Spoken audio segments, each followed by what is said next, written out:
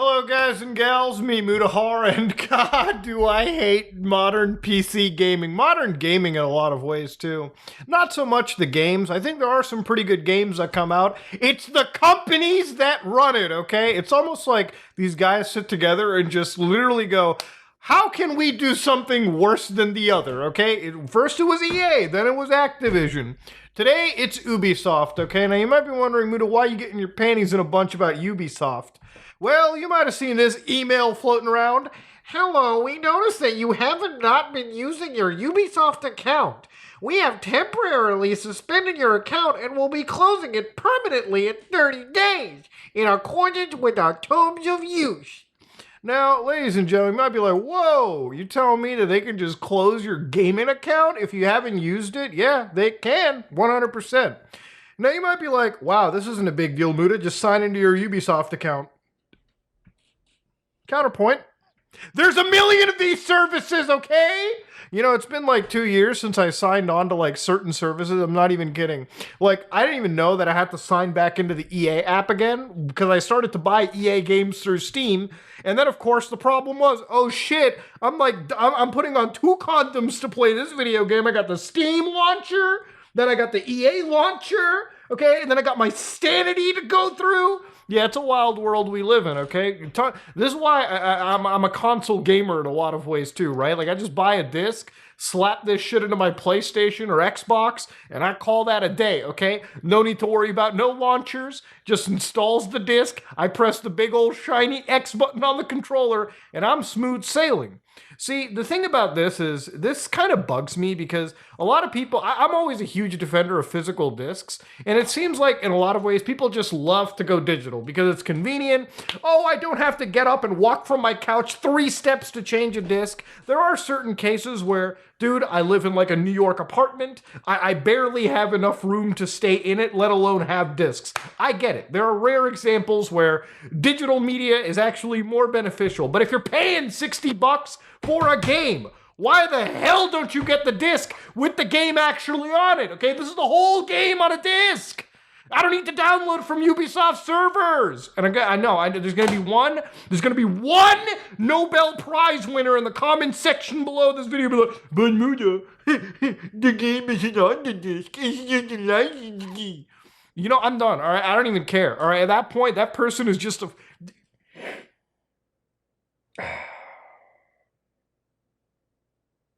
Reset. Ladies and gentlemen, Ubisoft has a terms of service that I wanted to actually look through in this situation, just because I wanted to confirm that this was entirely true for myself. Because apparently Ubisoft also confirmed this email was true.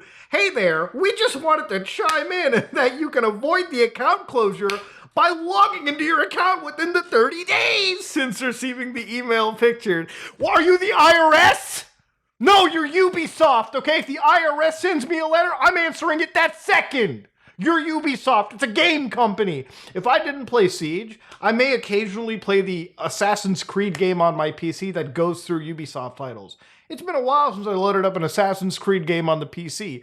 Had I not been an active Siege player underneath these policies, I may also have my account removed. And I don't check these companies because they send me so much dog shit that it gets put into my spam filters automatically. So there's probably a healthy chance somebody got this email and had their account removed anyways. And the problem with this is obviously these people have spent money on these accounts, so when you lose them, you're losing the ownership of the games that you get. Not to say that you even had ownership with digital titles, you're usually renting these games anyways. That's always why I've pushed physical. Now, I wanted to look into the actual terms of services, and this is where things get a little bit interesting and where I almost feel like Ubisoft isn't exactly happy that they're doing this. No company is.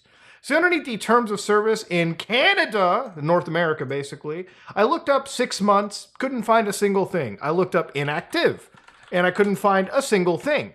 I looked up close your account, and I found that usually when it comes to closing accounts here, it's when you abuse, harass other representatives of the company, when you DDoS them, basically commit an actual federal crime, commit fraud, reversal of credit card changes, or charge back, resulting in a debt. Ubisoft will basically look at you case by case, and might even remove you, may enable a hardware ban, reset your progress, do whatever. Now, the thing about this is, when I was looking into this, obviously, this is something that's been going on for a while. 3 years ago, there were posts by if your Uplay account is inactive in 6 months, Ubisoft will delete your account. And they actually linked to a Ubisoft legal paper, their terms of use in Great Britain. So see N-GB at the end. Well, if you actually go to N-GB right at the very end of it, just click that link right there, you can go all the way to Section 8 where they talk about can your account be terminated? And of course, in this situation, they said in 8.2, termination of your account is at our initiative. So we may suspend or close your account and your ability to use one or more services. Basically, if we have formally requested that you provide us with proof of your identity or to cease an action, behavior, or breach of these terms. We have reasonable grounds to believe that you have violated these terms or for any other reason in relation to your account in or outside of the services, and of course, upon notification, that email you saw at the very beginning, where your account has been inactive for more than 6 months.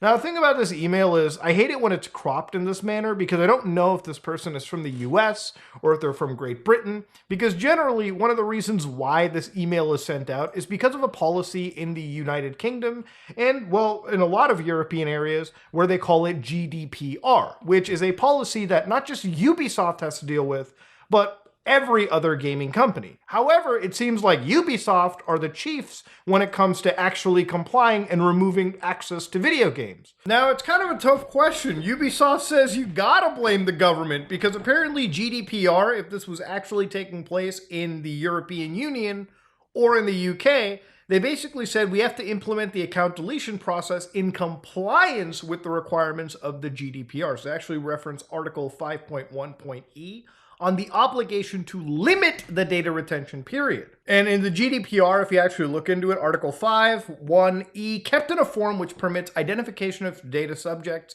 for no longer than is necessary for the purposes of which the personal data is processed.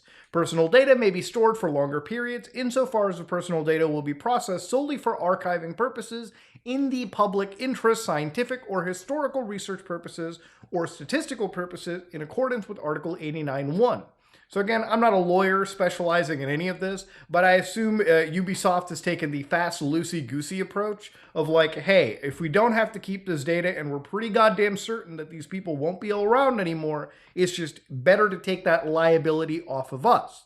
Now, that being said, I don't think this should be allowed, period. I think if you buy a video game for $60 or you buy any service or program, you shouldn't be beholden to like a constant sign-on time, even if it is like 2 years, like once in 3 years, because people do tend to forget. People do tend to have like emails not slip past the spam filter.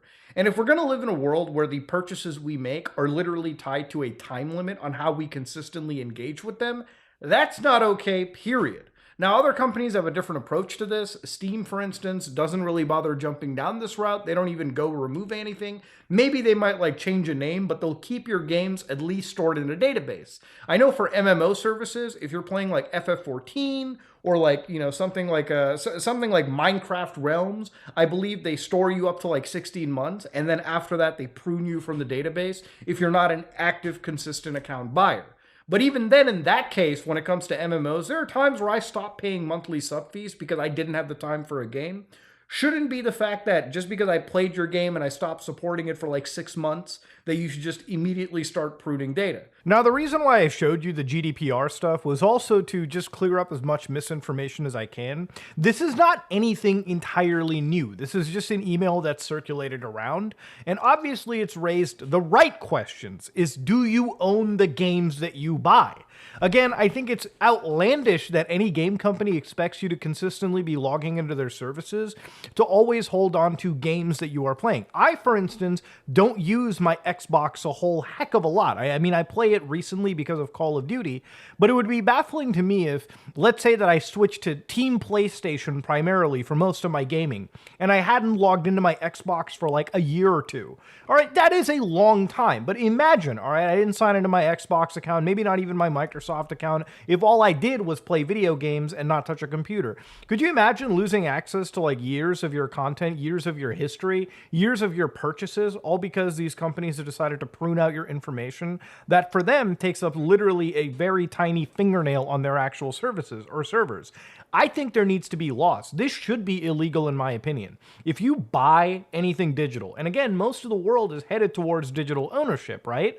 I think there needs to be consumer laws where if you buy a digital game, it shouldn't just be a license that can be yoinked away at the developer or publisher's whim, okay? Yes, I think they should be able to choose if you game on their services, like, if you want to play a multiplayer game and you're being an asshole, 100%. If they want to ban you on their discretion, they can.